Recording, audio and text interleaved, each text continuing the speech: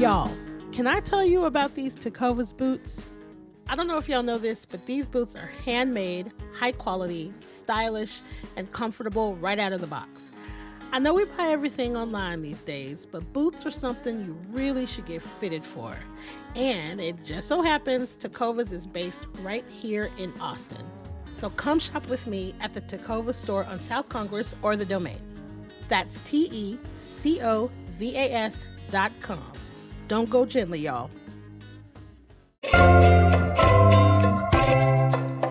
Today on CityCast Austin, we call our city the live music capital of the world. But what happens when there's nowhere left to see live music?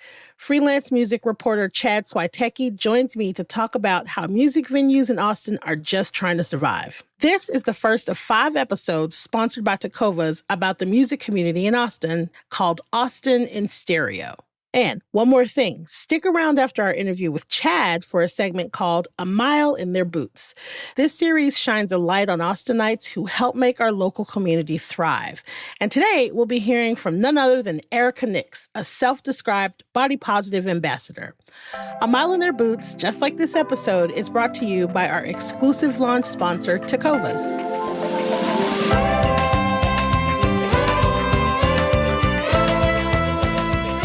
It's Wednesday, August 21st. I'm Nikki Devon, and this is what Austin's talking about.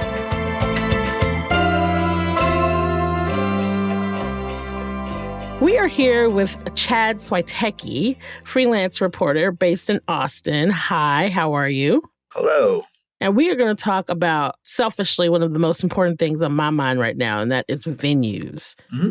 Specifically music venues, but music venues in general. Austin's music venues are basically endangered, right? We got rising property values and rising rents and rising costs of literally everything. Mm-hmm. It seems like they're getting the squeeze. But also, they are one of the elements that make this city kind of iconic. It's like it's in our fabric. We tout how we are the live music capital of the world, all of the things. It seems obvious, but why are we all of a sudden trying to figure out how to save Austin music venues? Everyone wants to get a piece of land here in Austin. You have to look at where you can buy stuff, and traditionally, nightclubs, bars, and music venues are what they call kind of low margin businesses. And those are the places that real estate interests tend to look for opportunities. You know, we always hear about the legendary places like the Emos, the Liberty Lunches, the Continental Club, Antone's, but Antone's has moved 5 times. For the most part, music venues don't stay open. 5 years is probably lucky. 10 years is great. This is it's been a constant problem, but I think the pace of that just increased. I mean, we've lost a bunch, and they keep on. There's kind of this churn. You might say right now, everyone is justifiably upset about the fact that the Lost Well on East 7th Street, which has been a punk and metal bar for about 13 years now, is they just got their 60-day notice because that property's been bought and they're going to be kicked out. Don't tell me that. Don't tell me that. Don't tell me that. So the Lost Well. Yeah. On the east side, one of the last remaining old Austin punk, metal, neighborhood dive bars, where it looks scary to go into, but then you go in there and everybody is really, really nice. Could not be more welcoming and hospitable and lovely. And now we're losing them too. Cash deal. They've given the 60-day notice. So yeah, there's not really any kind of recourse, or there's no, hey, man, hey, gang, let's pitch in and save. No. So aside from Lost Well, do you have anyone else on your endangered venues list that, you know, are at risk or are already on the gauntlet?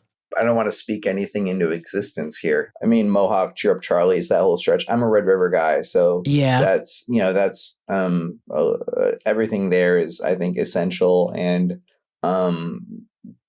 needs to be protected like an endangered species. The city has identified Red River as a priority. And yeah, their cultural district. Do you remember when this was decided? Actually, no, precisely because humble brag.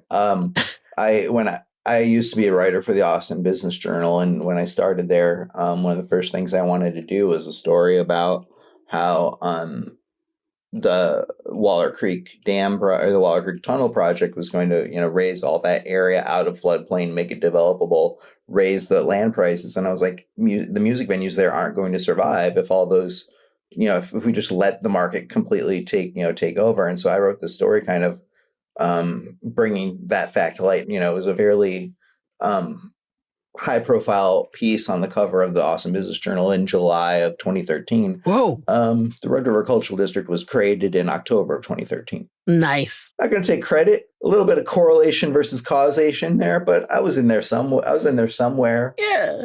You opened the curtain so people could see behind it. So, it's been, they had 10 years to do some stuff, and they could have obviously done more, but there are things happening. They're trying to take some more steps around just making the area more viable, protected, bring them some programming there. There's clearly a hands-off kind of message that has been sent there, and that is well done and well considered, and I think it's had good results. Yeah. There's finally some funding heading toward Red River it's going to be for just programming and organizational thing. We're just talking about a couple $100,000. So nothing gigantic, but it'll be an annual thing. So that's welcome. That's nice. In the news recently, there's the organization Rally Austin. Yeah, I was going to talk to you about that. Yeah. Rally Austin is an organization that was founded. It was finally organized in 2020, I believe. As the Austin Economic Development Corporation, which is a whole mouthful. But it's a kind of a quasi-governmental entity that can do real estate deals. They're not as constrained as the city is around laws and process, so they can move at the speed of real estate, you might say. And they've got kind of priorities around creative spaces and around affordable housing. And so they've done a handful of deals here in the past few years to save one really high-profile music venue, the Hole in the Wall up by campus. They've secured them a 20-year lease. The Hole in the Wall. Everybody knows what the Hole in the Wall is. If you don't, I no shade, but I don't know what you're doing with your life. You need to go see. Something at the Hole in the Wall. But the lease expired in May of 2023. They were on a month-to-month lease. They were at risk of closing after 10 months of negotiation. Yeah. What was formerly Austin Economic Development Corporation, now Rally Austin, helped the Hole in the Wall to get the 20-year lease and gave the music venue $1.6 million for rent and upgrades. Yep. The cool thing about Rally Austin is they can structure their deals in a variety of ways. They can do deals that are structured a little bit more creatively than the city ever could. And so that allows them to be flexible, agile, and able to solve some problems in a very creative way that the city would never be able to. They've identified over the past couple of years, they put out a call for proposals from venue owners, from people interested in opening creative spaces. They'd put out a call, hey, give us an idea of what you're facing or what you would do with some assistance from us. And they identified at the time 14 potential high profile, high priority projects around the city. It's a good number. And that's not to say all of them are going to get to the finish line, but it takes a while. Yeah. Because you still have a lot of bureaucracy and red tape still to deal with. Yeah. So you reported for your blog, you have a blog, The Sound of Our Town, about the Texas Live Music Incubator Program. So can you tell me a little bit about that? Yeah. So that is a state program that provides, and that thing has been, it took them 8 years to finally get that over the line. But it's a rebate program for places that qualify as a quote unquote local live music venue. There's kind of a real, there's a number of boxes you have to check to qualify as what we call an authentic live music venue. If you qualify, you can submit for a refund of up to $100,000 of your liquor tax receipts per year that, you can use toward, paying bands. So the state, passed a law it passed in 2021, but they wouldn't fund it. But then it finally passed in 23 with funding to allow for this incubator to happen. But I mean, $100,000 to a place like the White Horse or Sagebrush down again where I live down south. That's a nice bit of money. And then Right. you look at some other things like what the city does with their Creative Space Assistance program that can provide for some capital improvements or some rent assistance. If you're aware and diligent and hardworking to apply for all of these things, there is some money that you can tap into. Now, for this year, for the first time, the city's live music fund has a pool of money, $1 million, that's available for music venues, not just for performers and producers. So that gets splits up into grants of $30,000 to $60,000.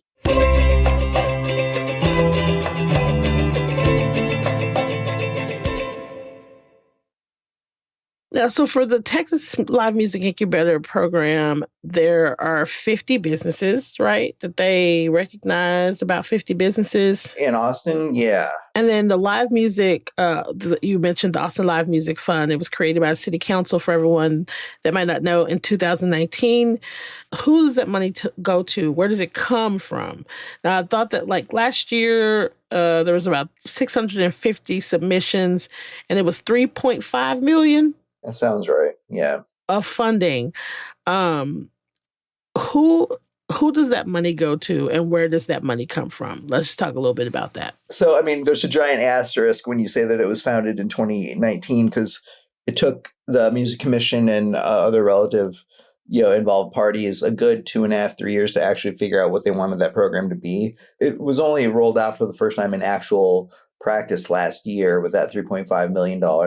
But yeah, there was criticism of how accessible the process of applying was. There was some thought that this thing was created more for promoters and than artists. Yeah. But yeah, there was some discussion of is this really intended or aimed at the right people? And then there's also a little bit of some hiccups around getting everyone all their paperwork in and getting their payments out in kind of the increments and timing that was initially planned on. Eventually it all got out there, and with some hiccups, with some bumps along the road, but all the money was gotten out there and events happened. And I think when you take the long view, again, I'm trying to minimize the difficulties that anyone had, but again, when you're talking about 600 applications for, $3.5 million. That's a lot of I's to dot and T's to cross, and things get missed and bumped. But I think the process has and will improve. This year, I think they're in the process right now of evaluating the second go around of applications again this year for, is it 4.5? Might be closer to 5. You got a larger pool for the individual artist, plus a pool of $1 million for venues to also access. I'm curious because I've filled out the Elevate grant. I understand how it works. I see how it works. But if you can get a venue $30,000 to $60,000, money for everybody is great. That's awesome. But there are some venues that literally that is like, this is going to keep me open, right? Versus this will really help me out. I'm just being honest. If you're going to live and die by $30,000 from the city, you should probably have a lot of other irons in the fire as far as bringing in money. Fair. A lot of arts organizations and music venues are run by are started by people who aren't necessarily the best business people. And the city has also added some technical assistance and capacity building around how to run your business better and well. So that is needed and welcome.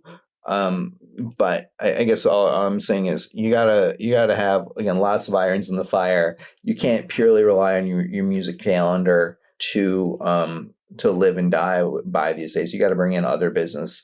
You look at what the folks at the Mohawk do. Like they do, some Saturday morning like family and kids programming and stuff. Like the Far Out Lounge has stuff all day. It's not just a nighttime spot. Sometimes you just need the lights to stay on. But I agree with you. There needs to be many irons in the fire for sure. Right. Live music, performance, entertainment. It's undeniable that it is just like a part of our identity, right? It's just this way. It's I'm not going to say it's the thing that we hang our hat on, we like to yell about it every damn chance we get. Yeah. And so do you think the city is doing enough? You know, the entertainment, live music is your cash horse or whatever. But if it's the thing that you are just like screaming from the rooftops, do you think that the city should be doing more? Short answer, yes. Culture is this thing that grows slow and is wiped away quick. I mean, should there be more things? Absolutely. Could there be? Well, the question is then how do you pay for it? Now, let's go back to the live music fund for a minute. The original 3.5 million, now 4 and a change or whatever. Yeah. That comes from the city's portion of hotel occupancy tax money that by state law can only be spent on efforts that promote tourism. Every time someone stays in a hotel in Austin, there is a tax. So 11% of all of that hotel tax that's generated in the city comes back to the city and can be only used for cultural arts, live music, and historic preservation efforts. Now, there's the whole matter of we are terrible at regulating and getting money from short-term rentals. If you're running a short-term rental, you don't we want you to have a license and pay your taxes, but there's no way for us to regulate it. Right. And because we won't come to agreements with the platforms. But here's the thing, if we could actually, get to some kind of mechanism to fully regulate and observe and license and get the money from all that, there's something like 11,000 unlicensed STRs operating in the city. Now there are different numbers, but there's loose consensus around $15 to $20 million of hotel tax money that we're not getting every year because we are so bad at regulating this industry. Now, if you can take 15% of 20 million, that is 3 million, I think. Yeah. That can go again toward doing some stuff with live music. Then you've got far more money for the Live Music Fund, far more money for Creative Space Assistance. So again, then that's just, that's some low-hanging fruit. So the city council is finally, it looks like, going to start taking some movement on this fall. The mayor wants to be in the lead on this. Heavy focus on STRs. Here's the question, though. There is the possibility that because the city has had no framework in place to tax these entities for, let's say what it's been 13, 14 years since Austin's been a really hot STR market, that legally these entities should have been remitting these taxes to the city, but they haven't. That there's the question of whether they have the money set aside and could be on the hook for more than a decade of tax money, in which case you're talking about 9 figures of possible revenue, potentially. Oh, listen, if they ain't gonna do nothing else, Austin gonna get their money. That's Well, but here's the thing.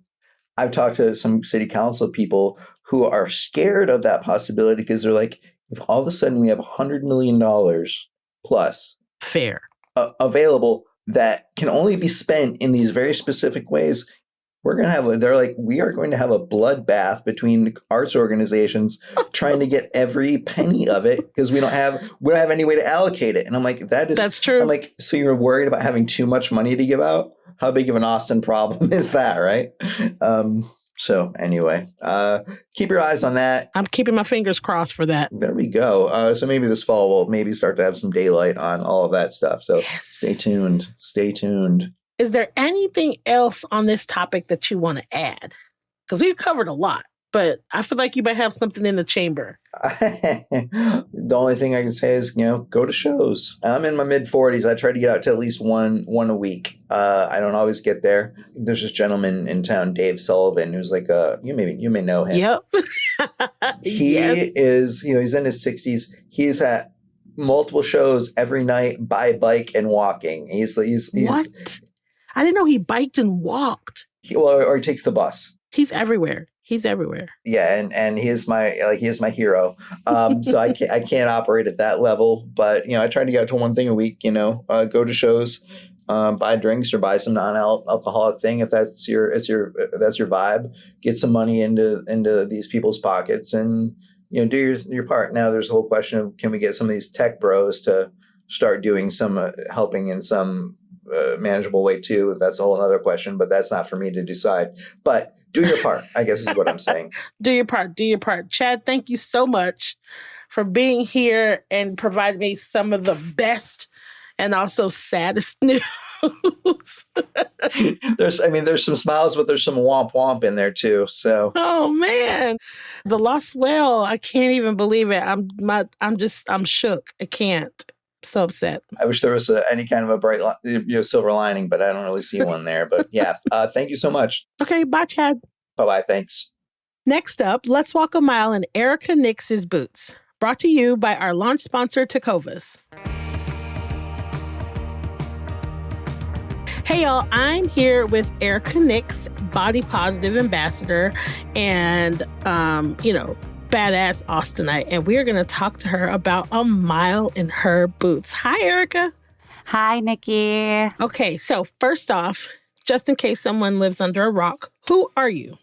I'm Erica Nix of Workout with Erica Nix, and I love bringing fitness to people that feel outside of normative physical culture. What is your job? What do you bring to Austin? All of the things. I do performance art. I do splash dance. I do Zoom workout classes. I do events. So splash dance is like water aerobics, but it's outside of what normal people would think of about water aerobics, I would think. Like, in fact, if you're really into water aerobics, if it's like your thing, you'll probably be really frustrated at my class. Because you're like, wait, what? This is not what I'm used to. But it's super fun, and it's like, pretty off the cuff. I tell lots of jokes. So some people think that my real dream is to be a comedian, but I actually just really love making people laugh while we move our bodies. Now, how did you get into this line of work? And what or who drew you into this work? Richard Simmons, of course, is my biggest inspiration. I also grew up doing workouts with my mom, with Jazzercise, and of course, Jane Fonda. So let's walk a mile in your boots, right? What do you do on an average day? Well, I think, as a person that owns her own business, and having I have ADD, so I'm neurodiverse. So I wish that I could say that I had a great schedule that set me up for success, but it ranges quite a bit. But my dream day is I wake up and sometimes I work out with clients. And if they're not there, I work out myself or I just sleep in. That happens too. I love to choreograph when I get some extra hours in there, but creativity is so, it's not like a button you push. So you have to kind of set these times, and sometimes nothing comes out and sometimes stuff does, So working kind of trying to build in time to have excess of that, because it's not always a slam dunk. And then, of course, we all spend way too much time having to make posts on social media so people know what we do. But you know what? My favorite thing these days is I've been trying to create a square dancing, which is like square dancing for queer people and making it non-binary. Yes, I know. And I'm so excited. And so every Tuesday night, I've been going to this like community in South Austin at the Senior Center and dancing with all these 60 plus dancers and learning how to square dance. Yeah, I'm really excited about it. Why does your work matter to you? Well, community is the most important thing to me. And I think that comes from, I went to after school theater classes as a kid, but also I grew up in a suburb of Dallas, Texas, and my family always thought I was just the biggest weirdo, So I was just like always kind of trying to find this path, I knew I was bi or whatever on some level, but I didn't know any queer people. It was like I was obsessed with like one woman at the deli counter that I'm pretty sure was queer. So when I got to Austin, it was like just such a, I lived in the co-ops, and then I finally dated my first woman and really finally got into that queer community. I just never felt more at home. And I just want to keep that. And we know, I mean, as you get older, people move and things change. And so that isn't something you can just do once and rely on forever. Like you have to continue feeding that and making safe places for people. And I'm also just continually reminded, right? Like sometimes just after a performance that I think is an everyday thing, like just like a dance, like a young queer person will tell me how important it was to them. Well, I think my work matters. I hope it matters to Austin because it keeps our queer community like connected and also in ways that don't, use substances, right? Now, where do you go to relax? The most Austin answer possible is Barton Springs, of course. Hey, it's very common. A lot of people say that. Honestly, I sometimes will be so stressed or overheated. And once I get in that water, I will say out loud, this is why I live here. I love Pretty it. much any person I date doesn't ever like to go there. And it's too cold for some people, but that's okay. I mean, I think I it's love great. the cold. Yeah. Oh, I love the cold water. I love it. If it wasn't for that stuff swirling around my feet, I would be there all the time, but I cannot get into it. That is so cute. Oh my God, Erica, this has been awesome and not long enough. Thank you so much for being here. Thank you so much, Nikki. Check out Workout with Erica Nix on Instagram to learn more. And we're going to have that link for you in our show notes as well. So you are just a click away. Thank you for listening. And thanks again to Tecovas for sponsoring this interview. Bye, Erica. Bye. Thanks for tuning in to our first episode of Austin in Stereo, brought to you by our launch partner, Tecovas. Tecovas knows more than handmade boots and fine Western wear. They've also got an ear for great music. From legends of the past to rising stars on the scene, we all love supporting musicians and music fans right here in our hometown of Austin. So make sure you mark your calendars for our Austin in Stereo live event on September 12th from 5 to 8 p.m. at the Tecovas store on South Congress, where you will be able to do just that. Whether you're headed out for a good time on the stage or in the crowd, go in good boots from Tecovas.